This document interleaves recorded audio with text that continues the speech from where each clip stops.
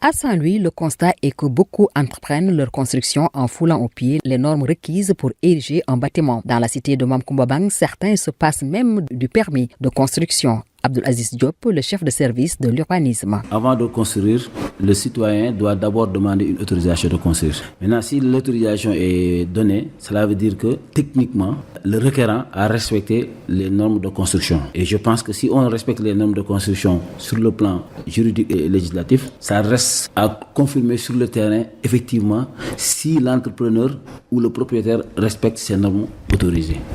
Bien entendu, si c'est respecté, je pense qu'on n'aurait pas ces problèmes-là. Malheureusement, certains construisent sans autorisation.